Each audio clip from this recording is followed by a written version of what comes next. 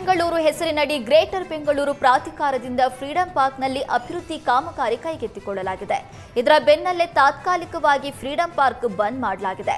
ಹೀಗಾಗಿ ಸದ್ಯ ಫ್ರೀಡಂ ಪಾರ್ಕ್ಗೆ ಸಾರ್ವಜನಿಕರ ಪ್ರವೇಶಕ್ಕೆ ನಿರ್ಬಂಧ ಹೇರಲಾಗಿದೆ. ಗ್ರೇಟರ್ ಬೆಂಗಳೂರು ಪ್ರಾಧಿಕಾರದಿಂದ 5 ಕೋಟಿ ರೂಪಾಯಿ ವೆಚ್ಚದಲ್ಲಿ ಶೌಚಾಲಯ, ಹೋರಾಟಗಾರರಿಗೆ ಮೂಲಸೌಕರ್ಯ ಕಲ್ಪಿಸಲು ಕಾಮಗಾರಿ ನಡೆಸಲಾಗುತ್ತಿದೆ.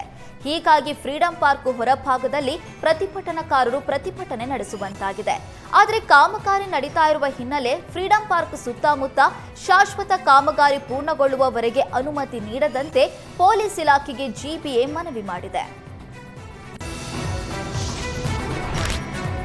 ರಾಜ್ಯ ಕಾಂಗ್ರೆಸ್ನಲ್ಲಿ ಕುಸ್ತಿ ಕದನ ನಡೀತಾ ಇರುವ ನಡುವಲ್ಲೇ ರಾಜ್ಯ ಬಿಜೆಪಿಯಲ್ಲೂ ರೆಬಲ್ಸ್ ಟೀಮ್ ಮತ್ತೆ ಆಕ್ಟಿವ್ ಆಗಿದೆ.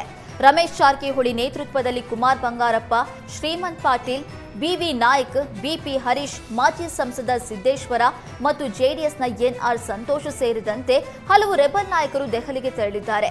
ಇಷ್ಟು ದಿನ ಸೈಲೆಂಟ್ ಆಗಿದ್ದ ರೆಬಲ್ಸ್ ತಂಡವು ರಾಜ್ಯ ನಾಯಕತ್ವದ ವಿರುದ್ಧ ತಮ್ಮ ಅಸಮಾಧಾನವನ್ನ ಹೈಕಮಾಂಡ್ ಮುಂದೆ ಮಂಡಿಸುವುದಕ್ಕೆ ಮತ್ತೆ ಆಕ್ಟಿವ್ ಆಗಿದ್ದಾರೆ.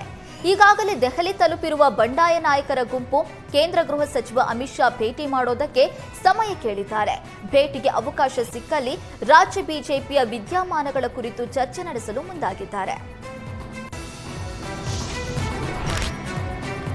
ರೆಬಲ್ಸ್ ಟೀಮ್ ಜೊತೆಗೆ ದೆಹಲಿಗೆ ತೆರಳಿರುವ ಮಾಜಿ ಸಚಿವ ರಮೇಶ್ ಜಾರಕಿಹೊಳಿ ಕೇಂದ್ರ ಸಚಿವ ವಿ ಸೋಮಣ್ಣರನ್ನ ಭೇಟಿಯಾಗಿದ್ದಾರೆ.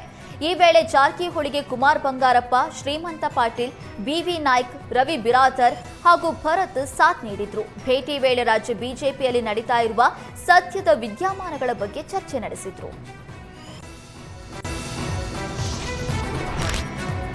ಅಂಗನವಾಡಿ, ಅಕ್ಷರ ದಾಸೋಹ ಹಾಗೂ ಆಶಾ ಕಾರ್ಯಕರ್ತೆಯರ ಸಮಸ್ಯೆಗಳ ಬಗ್ಗೆ ಎಚ್.ಡಿ. ಕುಮಾರಸ್ವಾಮಿ ಧ್ವನಿ ಎತ್ತಿದ್ದಾರೆ. ಕೇಂದ್ರ ಮಹಿಳಾ ಮತ್ತು ಮಕ್ಕಳ ಕಲ್ಯಾಣ ಖಾತೆ ಸಚಿವೆ ಅನ್ನಪೂರ್ಣ ದೇವಿ ಮತ್ತು ಶಿಕ್ಷಣ ಸಚಿವ ಧರ್ಮೇಂದ್ರ ಪ್ರಧಾನ್ ಜೊತೆ ಮಾತುಕತೆ ನಡೆಸಿದ್ರು.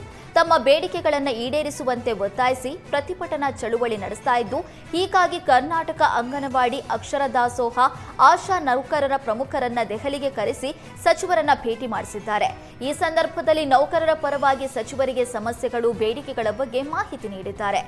ಎಲ್ಲ ನೌಕರರಿಗೂ ಕೆಲಸದ ಒತ್ತಡ ಕಡಿಮೆ ಮಾಡುವ ಬಗ್ಗೆ ಕ್ರಮ ವಹಿಸುವ ಬಗ್ಗೆ ಸಚಿವೆ ಅನ್ನಪೂರ್ಣ ದೇವಿ ಭರವಸೆ ನೀಡಿದರು.